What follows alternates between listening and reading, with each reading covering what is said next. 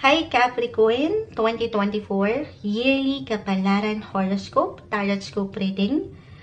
Ito na po, haharapin na natin ang inyong pagbasa para sa bagong taon. You can share this with your Capricorn friends and family, sa inyong mga jowa, syota, or ilang taong malapit sa inyong mga puso na Capricorn rin at mahilig makinig sa kanilang mga horoscopes. Feel free to share this video reading guys para sa kanilang gabay na mensahe for this new year 2024. I know one zodiac sign at a time lang po tayo. Okay, pero ito na nga. Narito na tayo sa inyong pagbasa. Capricorn. So, itong ilang deck of cards po na ating gagamitin ay akin muna pong ilalagay sa gilid. Live na live rin po pala tayo ngayon sa ating Facebook. Ganito na yung madalas na setup ni Moonchild. Nila-live na rin natin. Para kasi nag-i-struggle po tayo sa editing. So, wala na itong edit-edit. Although sa boses ko, minsan pina-forward ko ng bahagya para hindi kayo mainip. Pero ito sa live, ito po talaga yung boses ni Moonchild. Mabagal. I know mabagal. Minsan mabagal magsalita. Kasi pinapakiramdaman din natin ang baraha. Of course, ayan. Mukhang kailangan natin mag-pause guys. Biglang may maingay. Okay. Capricorn. Kuha lang po tayo ng ilang messages muna. Mag-spread muna tayo. Para sa mga Capricorn 2024. Para sa mga taong maaaring makapakinig nito. Anong maiwan natin para sa kanila? Mensaheng gabay lamang po. Para sa mga Capricorn. Message. Capricorn 2024. Anong maiwan natin para sa mga Capricorn? Ayan. Excited sila. Maya mag-add pa tayo dyan. Ayan na naman ang doggies. Mukhang may pagpupulong ngayong gabi. Okay. So, ito na. May ilang cards na bumagsak. Pasensya na po sa ilang ingay. Pero ilalaban natin kahit minsan napapapost tayo. The Ten of Pentacles. This one is in reverse. Four of Wands reverse. The Eight of Wands reverse. The King of Swords ay narito. Medyo marami na pala yung bumagsak. The Four of Swords. Okay. The Hermit. Katabing-katabi niya ang Four of Swords. The Two of Swords. Puro swords ang nakikita ko ngayon. The Queen of Wands. Medyo marami na pala sila. Kumpul na silang bumagsak. Page of Cups. Page of Pentacles reverse. The Seven of Cups. Six of Wands. Four and Six of Wands are both in reverse. Okay, so nakakuha po tayo ng ilang reversal cards, pero hindi naman po ibig sabihin ay hindi okay. Meron lang po yung kalakip na mensahe. Okay? Okay. Capricorn. So, unahin muna natin dito. Isa-isa lang muna. Minsan na-overwhelm ako sa kung ano yung aking unahing bibitawan na message. Pero, unahin muna po natin ang sektor ng inyong relasyon. Ayan. Buhay, pag-ibig, na sa true lang po ay may pag-bloom. Pag-bloom ng inyong mga love life regardless of your relationship status. Ayan, parang hindi pala siya pantay sa camera. Moonchild, paano na yung balance natin? Hindi pantay sa camera. Anyway, ayan. Ilaban natin. Guys, no matter what your relationship status ngayon, single man kayo or in a relationship, married, pero may pag-spark. Okay? May pag-spark. May pag-init sa inyong buhay relasyon. Pero syempre pa, it's not always, sabi nga nila, rainbows and butterflies. Wala namang perfect na relasyon, Walang perfect na pagsasama. Pero, maaring dito, mga tree naman kasi, ng kusa ito para bang ano man ang inyong kaharapin, lalaban. Ayan, kagaya ngayon, nalalaban tayo sa kabila ng ilang distractions or ilang kabagalan. Lalaban. At patuloy na i-enjoy lang yung connection na ito kasama ang iyong asawa or kapareha through ups and downs, highs and lows. Ano man, ayan, live na live, Moonchild. Ano man po ang kaharapin niyo together or separately, kasi sa realidad guys ng buhay, magkakaiba pa rin po tayo ng kinakaharap. Magkakaiba tayo ng sitwasyon. Pero again, sa huli po, Capricorn, ano man ang kaharapin mo, ay pipiliin at pipiliin nyo ang maging masaya. 4, na-mention ko kanina, 4, 6 of Wands are both in reverse. The Queen of Wands ay narito. Andito yung naiiwan kong enjoyment, yung happiness and acceptance. Yes, guys, yung pagtanggap na patuloy harapin ang buhay, relasyon ng may saya or ng masaya. Okay. Ito yung mga personal celebration. Nakakuha tayo ng ilang reversal coins. For singles, sige, syempre pa hindi kailangan magpahuli ang mga single Capricorn. I know, hindi lahat ay makaka-relate. Pero if you're single and ready to mingle, merong love potential or opportunity para sa inyo ngayong taon. Okay, yan lamang po. Of course, ay kung handa. Okay, kung handa na kayo or ready na kayong makakilala ng taong nanaisin yung kilalaning mabuti. Actually, meron kayo dito. For some of you, guys, this is a general message po. Still, just only take what resonate. Meron na nga kayong visible options, choices, why not? Ang haba ng hair ng mga Capricorn. Pero hindi posible na meron kayong nanaising kilalanin pa. Or kilalaning mabuti. Reversal din po tayo every time. So, ito ay maaari pong mag-apply sa'yo or sa isang tao na kung saan nanaisin kang kilalanin pa ngayong taon. Again, 2024 po, when it comes to your love sector, bilang ito yung una nating napaangat dito na pag-usapan, your love sector will have fun lang. Kumbaga, ano lang to, ma-fulfill lang ng kasiyahan or full of enjoyment lang. Kumbaga, may pagkakalma.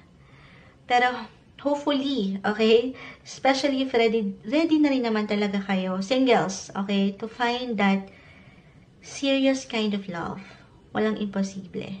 As I've mentioned, kung magiging bukas, okay, kung magiging bukas lamang kayo, it will be fun. At merong darating. Merong nandyan. Pero syempre pa, hopefully talaga. Hindi naman ito, kumbaga, hindi naman ito mauwi sa, ayan. As I've mentioned, sana, parang yung aso namin, gagalit siya eh. Pero sana itong fun na ito na aking na-mention, guys, Capricorn, ay hindi naman mauwi doon sa kumbaga fun and games na matatawag, or fun and games lang. Ayan, gumagalaw po ang camera, pasensya na po. For some of you, kasi, syempre, iba-iba tayo paano magdala ng ating mga sarili. I-enjoy lang guys, nang napapanatili nyo yung balance, nang hindi kayo nasasobrahan, of course, or nakukulangan. Okay? Okay, so na-mention ko rin yung celebration. Ang dami naisip parating ng ilang cards dito. The Ten of Pentacles ay narito katabing-katabi ang Ace of Swords. Okay, bilang andito na rin tayo sa usaping relasyon. For some of you, agad-agad, maiwanan ko po na maaring merong baby blessing na dumating. Wow, Moonshine. Ginugulat mo naman kami. Parang iba na shock no? Hindi. Pero, this is a general message. Hindi natin kailangan ipilit yung sitwasyon na hindi para sa atin, okay? So, dito, kung ito na talaga ang hinihintay ng ilang couples na nakikinig right now, then, i-claim na po natin ito. Claim mo na to, Capricorn. Pero kung hindi pa kayo ready, okay, kung hindi pa talaga kayo handa sa part na ito, then of course, hindi po isang medical advisor ang Moonchild. Simpleng tarot card reader lamang po tayo. Pero, kung hindi pa ready, then you have to be extra careful lang din. Dahil sa true naman, na ang pagkakaroon ng isang supling ay isang napakalaking responsibilidad. Okay? Or, ito, ang daming gustong iwan ng cards. If hindi pa rin ito, mismo mag-apply sa'yo. Okay? Itong baby blessing or someone na dadagdag sa inyong pamilya. Kasi para dito, merong baby blessing or merong ikakasal sa family. Kung hindi ito mag-apply sa'yo mismo, sabi ko nga, maaaring ito isa sa miyembro ng family. Merong magko-conceal. At syempre, ito ay isang blessing para sa lahat. Na ang ganda. May ilang bagong simulain, may ilang bago sa pamilya, home and family sector. Okay. So, ano pang ma-add natin dito, Moonchild? Balik tayo for singles na hindi pa rin makarelate sa ilang messages na na-mention ni Moonchild. Or hindi talaga mag-apply lahat ng ilang unang mensahe natin. Lalo pa kung wala pa ito sa inyong mga isipan. Kung wala pa sa priority. Yung etong na-mention ko, ang pumag-ibig or pumasok sa isang relasyon. Iba-iba rin naman tayo, which is very okay lang naman. Dahil iba-iba ang bawat isa ng kagustuhan. Lalo pa rin kung mga bata pa kayo, na nakikinig right now. Pero, kasi the Hermit, the Four of Swords, when it comes to love, kung hindi man sa usaping relasyon ito, then, ipasok natin. Ito na. Maring magbigay diin sa inyong sektor ng inyong mga buhay paggawa. The King of Swords. Buhay paggawa, trabaho, or anumang pinagkakaabalahan sa buhay. Possibly, nandyan yung higit niyong enerhiya or attention. 4 and 6 of Wands. At dito po, ay maaaring may ilang exciting ganap, okay, sa trabaho. Or anumang bagay na again, inyong pinagkakaabalahan. Kung nasan yung inyong atensyon. Dito, ipasok na natin yung mga bagay na gusto niyo pang gawin or matatawag yung mga hilig niyo, yung inyong mga hobbies. Okay, ilang halimbawa kung meron kayong hilig sa music or arts or even sports. Maaaring may ilang ganap dyan this year. Nahigit mong pagtutuunan rin ng focus, okay, Capricorn, ngayong taon. Na ang ganda. Sabi ko nga sa inyo, ang saya lang. Pipiliin at pipiliin yung mag-enjoy this year. Kahit pa syempre ang buhay, weather. Andyan yung ilang struggle, yung challenge, yung distractions. Pero hindi kayo magpapatinag doon. Mag-focus kayo sa positive. Okay, sige. Kuha muna tayo ng advice sa part na yan. Sa ating napag-usapan, advice, dito sa ilang unang nating napag-usapan for Capricorn 2024. Ilang unang advice sa ating napag-usapan, Capricorn 2024. Ayan. Oh my gosh. Ito, guys, hindi nyo nakikita, sa camera. Pero yung pag-shuffle natin, nakikita sa cam. No worries, mapapanood nyo rin po ito. Joy. Joy yung bumagsak, guys. Ayan. Ayan. Magsasaya lang. Sabi ko nga, you will have fun lang. Fun. Love lang. Joy.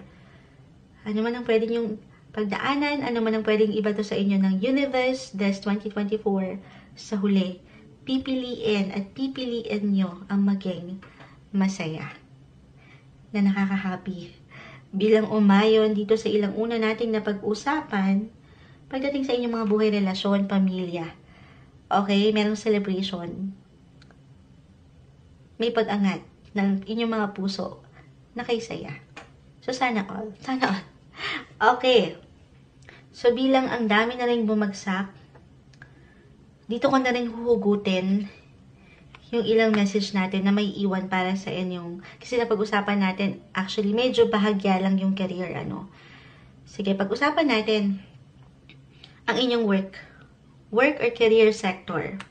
As a Capricorn, hindi mo pa man ito maisip or ma-realize right now, pero natural na ito sa inyo yung pagiging career and goal-oriented nyo.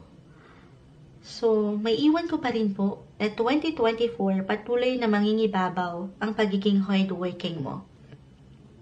Actually, for some of you na may ilang, kumbaga, pwedeng inaasahan na ito or ini-expect na rin naman ng ilan or talagang merong bubungad.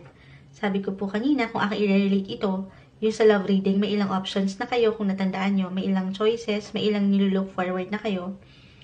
Ito, ganun din yung may iwan ko pagdating sa career reading. So, hindi po imposible na kumbaga may ilang job offer. Okay? Ayan. So, masang-ayon na naman po. So, nasa na tayo? Sana tayo nag-positive niya, sabi ko, na pag merong ilang, glitches. So, yung offer. Ayan, naalala ko yung offer. Okay, so yung offer. Hindi posible na meron yan. Job offer, may ilang options eh. Or projects ito, or extra work for an extra income, the 7 of Cups, parang ang dami. Hindi imposible na matanggap niyo yan this 2024. And work doesn't feel like work kasi I feel na, eto rin, yung joy. Mag-i-enjoy lang kayo or i-enjoy nyo lang ito. Kahit pa itong maging challenge na nararamdaman din natin ngayon, yung ilang ingay, hindi. Kumbaga, kahit meron mang challenge for some sa trabaho. I mean, guys, nothing comes easy, diba? Walang easy money unless paglalaanan mo rin ng pag-aksyon, ng hirap, ng efforts, ang yung ginagawa, ang isang bagay. Ang kagandahan dito, this year, patuloy na merong work, Capricorn. So, yung blessing of work, hindi kayo mawawalan. Okay? Or kung right now, nasa sitwasyon ka, or at one point, this New Year 2024, ay parang nawalan ka ng work, or maghahanap ka ng work, again, merong ilang options na pwedeng iwan sa'yo, iba to sa'yo ang universe. Meron kang pwedeng pagpilian. Sometimes, you just have to take action lang din. At, paanatin mo yung tiwala na meron ka sa yung sarili, okay? Dahil meron kang natural na abilidad sa paggawa. So, again, yung blessing of work, meron ka. Capricorn, i-claim na natin yan para sa inyo ngayon pa lang. Okay? So, okay, ano pa bang message natin dito? Other messages.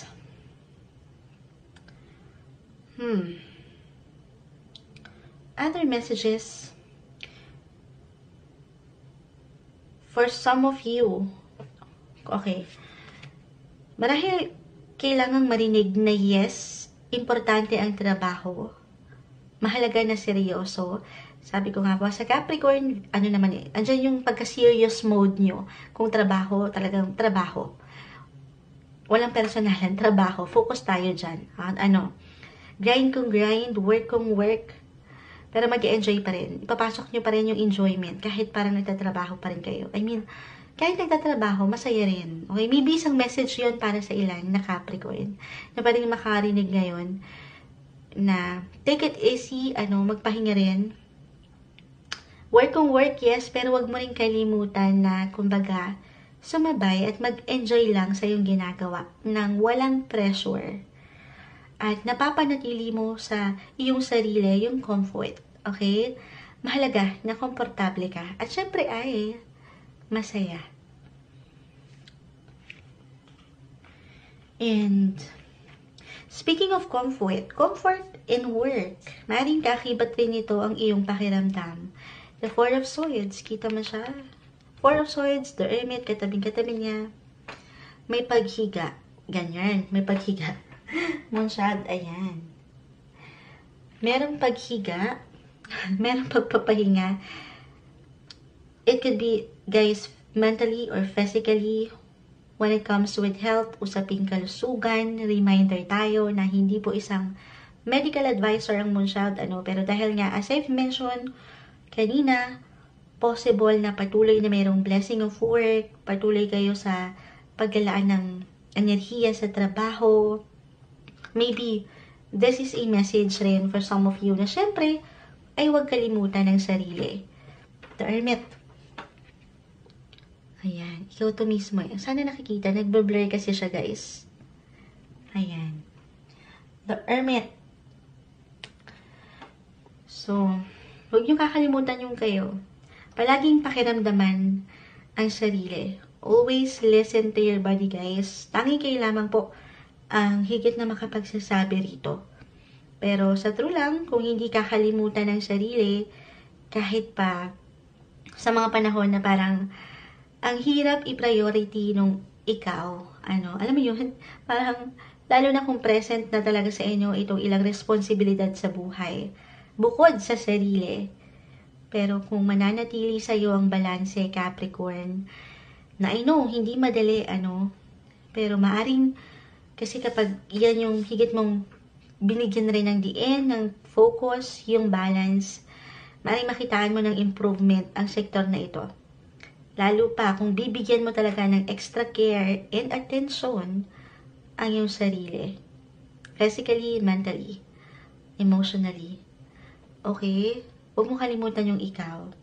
Deserve mo ang pahinga. Okay, lalo pa kung alam mo naman sa iyong sarili na nagpupush ka lang din, nagsisipag, deserve ang pahinga. Pero for some of you, ito sa mas practical, again, hindi po isang professional na medical advisor or ano pa man si Moonchild. Simpleng tarot card reader lang tayo. Pero possible rin kasi na umangat ito ng kusa for some of you, the King of Swords. Tabing-katabi niya yung 4. Tapos may, andito yung 8. Patuloy na paggalaw, pag-aksyon. So, I'm getting a message na for some of you, maaaring mag-decide talaga ang ilan sa inyo, maging decided na mag-undergo for general, kahit general or medical checkups ito para sa inyong kalusugan. Kasi nga, maaaring mas maging aware kayo ngayon sa inyong katawan or pakiramdam. Or this is an indication na bigyan niyo ng higit na tuon ngayong taon ang inyong mga kalusugan. Parang message na naman to kay Moonchild. Idamay niyo na si Moonchild dito, hindi. Pero, Capricorn, this is gonna be the best year rin. Best year rin ito for healing. Especially kung aking i-relate ito. Actually, when it comes to astrology, ito kasing si planet Jupiter, which is the planet of luck and abundance, will enter your 6th house of health. Na sobrang umangat din dito sa iyong tarot. So, astrological, at ayan na po, live na live, mekos-mekos. Pasensya na po, nagka-mekos-mekos ng wordings ni Moonchild. Astrologically speaking, you will be in good health. Ayan, Capricorn. So, syempre pa, hindi lang sa tarot, pero sa ilang placement, sa ilang planetary possession ngayong 2024, take advantage of this transit. Jupiter transit sa inyong sign. Okay? Kasamahan, of course, nung willingness na mabigyan ng tuon ng sarili. Maaksyonan, especially kung meron na talaga kayong visible na pain or kinakaharap. Siyempre pa, idudulog yan sa mga profesional. Okay? Siyempre, marapat na sinasamahan po natin ito ng sapat na pag-aksyon at yung efforts. Ito yung mga payo na parang payo sa sarili. Moonchild, note to self. Ayan. Pero guys, another reminder lamang po na ang tanging may iwan lamang ng mga baraha every time, okay, ay yung maaring kondisyon sa sitwasyon na pwede niyong kaharapin or kaharapin. Pero yung pinaka-resulta, yung outcome na gusto mong makita, sa huli, everything still up to you po. Nasa atin pa rin talaga. So, yung pinaka-message, self-care, self-love pa rin tayo, Capricorn. Tulungan ng sarili, okay? Kasi kung magiging maayos ang mga bagay-bagay, alam mong nananatili ka naman sa balance, nang hindi ka nasasobrahan o nakukulangan sa ilang sektor, lalo pa sa iyo mismo, sa iyong kalusugan, physically, mentally. Health matters, okay? Definitely magiging maganda or malakas ang iyong enerhiya para mas lalo mong magampanan, ayan, itong ilang gampanin or responsibilities na meron ka sa buhay. O itong mga ito parang maaaring mag-reflect din sa ilang goals mo, sa ilang celebration ng buhay na gusto mong maramdaman, makita. Hindi yan malabo na iyong makamit pa or maharap. Patuloy niyong matugunan kasi andito, angat yung enerhiya kasi nga, nagpahinga. Ibinalanse ang sarili. Okay? Okay, so sige. Ano daw? Sige, bilang Saturday ngayon. Hindi. Add muna tayo bago ko makalimutan itong astrology dice. Add tayo ng ilang message. Ito additional lamang po. For Capricorn, the 6th house of health, guys. Ito na yung aking na-mention na bilang may na-text na naman. 6th house of health. Mag-focus sa inyong kalusugan, physically, actually, ulitin ko po, merong magandang posibilidad, merong improvement or even development when it comes to health matters. Pero syempre, tutuganan ito, papakiramdaman ng sarili. Dito rin natin mai-relate yung iyong daily work, routine, or service, pang-araw-araw na buhay. Actually, kakibat niyan yung health. Tapos, patuloy yung, dito sa 6th house, patuloy yung tungkulin. So, parang, sa dalawang yan, balance. Nang yes, nagtatrabaho ka, ibinibigay mo yung everything, kakayanan. Pero sana ganun din, yung isinusukli mo sa iyong sarili. Pahinga lang, recharge your energy. Okay? At iwas sa stress, sa pressure ng buhay. Na hindi madali, I know. Kahit si Moonshot ay nahihirapan sa part na yan. Pero alam kong mapangahawakan niyo. Dahil ito talaga yung nag-highlight sa inyo this year. Yung kayo mismo, physically, mentally. Kung paano nyo dinadalangin yung mga sarili. The sign of Sagittarius, stay positive lang. Ito, additional lamang po, hindi kailangan mag-apply yung sign mismo. Parang ito yung energy ng Sagittarius na very positive, optimistic lang, go with the flow, happy-go-lucky, sabi ko nga. Ganun yung energy na masaya lang. Okay? Or, sa higit na practical, actually, kung hindi ko pa na-mention, merong pag-travel dito. The 8 of Wands is here. Kaya hindi ko pa na-mention kasi parang meron lang ilang glitches or delays sa point na yan. May ilang kabagalan na pwede mong maramdaman. Pero hindi imposible bilang ito po, kinlarify tayo ng Sagittarius sign. And the planet Venus. So, ito si Venus. Siya yung tinatawag na planet of love, beauty, affection, relationship, ano pa ba? Lahat na. So, aangat kayo. Aangat ang inyong mga aura. Kasi nga, magpapaganda magpapaspa, magpapasalon. Sana all. Ayan. Magpapamassage. Ganon. Magpapahinga. At dyan, marirefresh kayo. Refreshing sa feeling. Wow. Yung pwede nyong manamnaman. Okay. At dito, magbo-bloom. Hindi lang kayo. Kasi diba kapag, nagre-reflect yan sa inyong mga aura. Pag nakita rin yan ng ibang tao, may inspire sila sa'yo, or ang iyong kapareha, may pag-spark. Sabi ko nga, pagdating sa love life, may pagkinang pa. The planet of love, Venus. Ito, additional lamang ulit, astrologically. Part kasi ng 6th house, ang pets, guys. Add ko lang, bilang nag-highlight dito, umangat din na sa inyong astrology dice, ang 6th house. Bukod sa health, sa iyong daily service, dyan pumapasok ang pets. Para sa ilan lang po, kung kayo man ay mahilig mag-alaga ng mga hayop, or you're into pets, then this year, 2024 Capricorn, maring mas mapalapit kayo sa kanila ngayong taon. Or kusang angat ito this year, yung paglaan nyo ng extra concern and attention sa kanila. Maring mapag-decide kayo na kumuha ng pets or mag-alaga na ng pets, maging ano pa man yan. Maring kasing makatulong ito for some din, especially, hindi naman kailangan laliman kung dumaan kayo sa pagnilay-nilay or mula dito sa ilang struggle ng buhay. At one point, this 2024, sabi nga nila, diba, yung pets, nakakatulong yan to relieve stress or even anxiety, depression. So, yan, additional lang yan, guys. Hindi kailangan mag-apply sa lahat. So, sige, kuha na tayo ng ilang final advice, message sa Capricorn this 2024. Okay, hihinga lang ako siya. Hihinga. Okay, sige, add tayo ng ilang message po para sa inyo. Capricorn, ayan, may umangat dito. Prosperity lies ahead. Ang ganda. May ilang personal celebration na umangat dito. Gaan naman ito kalaki na selebrasyon, kaliit, kabongga. Pero yung feeling will be fulfilling. Fulfilling sa feeling kasi New Moon in Taurus. Nakita ko yung New Moon in Taurus, meaning maaaring may kaugnayan ito sa pera. Oo nga, prosperity, kasaganaan. Meron kayong something, again, sa realidad po magkakaiba tayo ng sitwasyon. Pero merong improvement, may pag-level up, may pag-increase ng income, i-claim na natin ito. Magmumula ito, guys, definitely, sa patuloy nyong iniiwanan ng efforts, syaga. At this time, this year, i-claim natin na hindi nasasayang yan. Okay, yung hirap nyo. Capricorn, at pa tayo ng ilang advice, message para sa inyo this year, para sa mga Capricorn. Ayan, mayroong gustong umangat doon. Okay. Ayan. Salamat po sa ilang nananatili. Babasahin ko yung mga comment nyo, guys. Pasensya na, hindi ko kayo maharap agad. Para tuloy-tuloy po yung energy natin sa Capricorns. Yeah.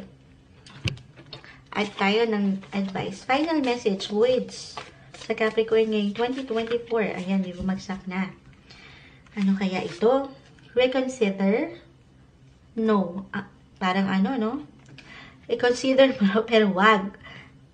Ito yung mga pagkakataon na ito, reconsider, kung ako i-relate, pagdating po sa ilang napag-usapan natin, reconsider nyo yung ilang options, ilang offer. Maaaring ito yung ilang napornada nyong plano or ideya nitong mga nakalipas na buwan or taon. Why not?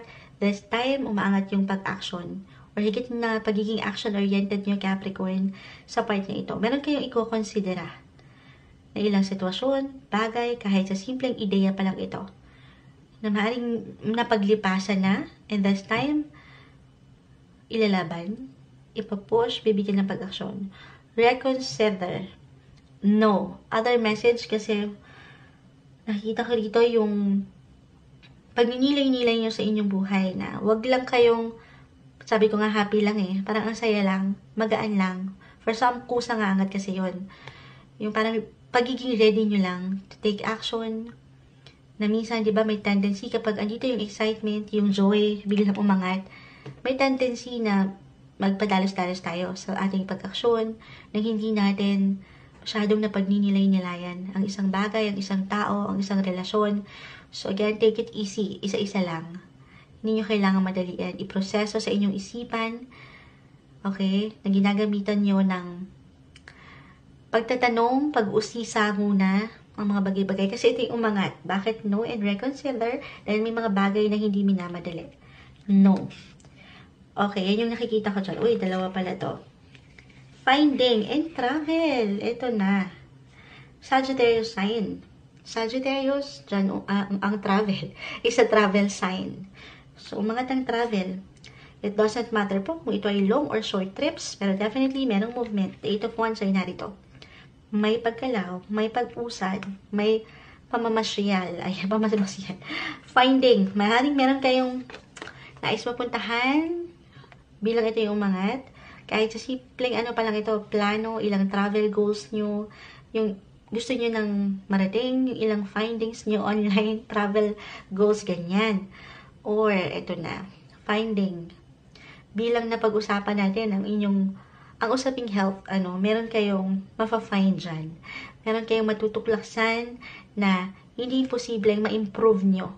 Mabibigyan kayo ng pagkakataon na pag-alayan ito ng extra care and focus, yung TLC, Tender Loving and Care. Finding. Mai-relate lang mo siya, findings. Hindi. Meron kayong matutuklasan pa para sa inyong mga sarili. Ayan, kita mo, nakayakap siya sa kanyang sarili. Self-love, self-care, yan ang pangatin din ng higit ngayong taon, 2024, para sa inyo, Capricorn.